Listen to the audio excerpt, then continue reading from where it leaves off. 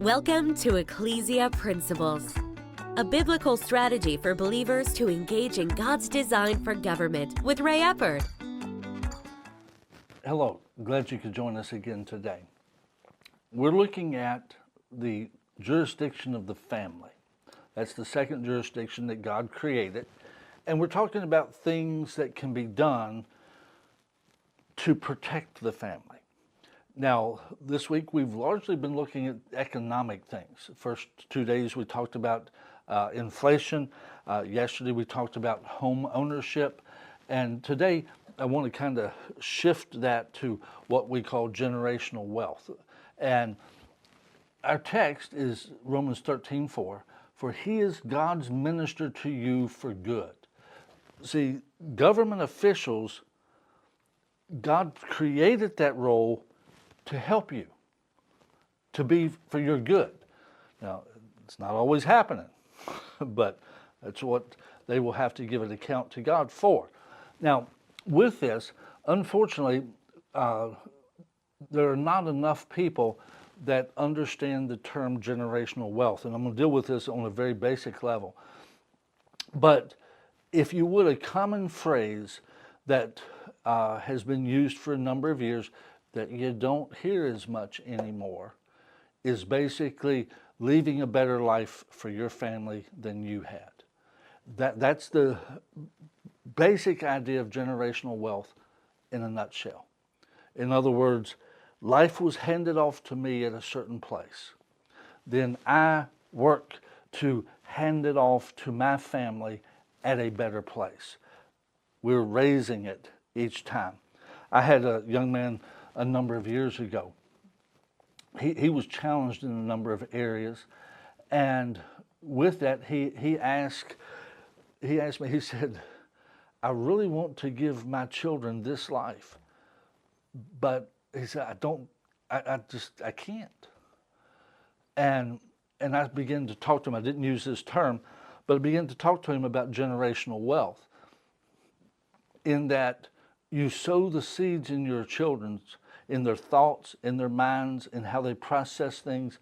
And I said, you just work to, if you would, it's kind of like a relay race. You hand the baton off to them further down the road than it was given to you. You move things forward and then teach them to move things forward. These are conversations that I started to have. I have two sons. I started having these conversations with them when they turned about 8 years of age, 7, 8, somewhere through there.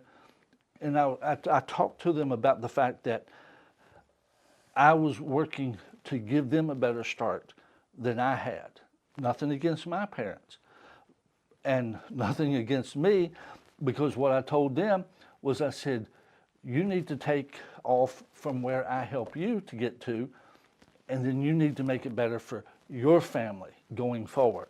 And so with these things, this generational wealth, we've got people today that are saying, well, that's my money, I'm going to spend it, and they can earn their own. Well, bottom line is, what that creates is a poverty cycle. In other words, there's no growth, and everybody has to start from zero. And see, when the family is destroyed, when the family has things that's attacking it, one of the biggest things that impacts it is economically, it tends to start at zero again. Each generation starts at zero because the previous generation didn't leave them anything. So there's no bump up. And so they start at zero. And what that does is it creates a situation for those that do understand it. There becomes a widening gap, because these understand how to create generational wealth, and these either don't understand it, and some of them don't even care about it. It's my money, I made it, my kids can take care of themselves. That destroys generational wealth. And in all honesty, that destroys the family. It puts the family into a spot where things are so difficult for them.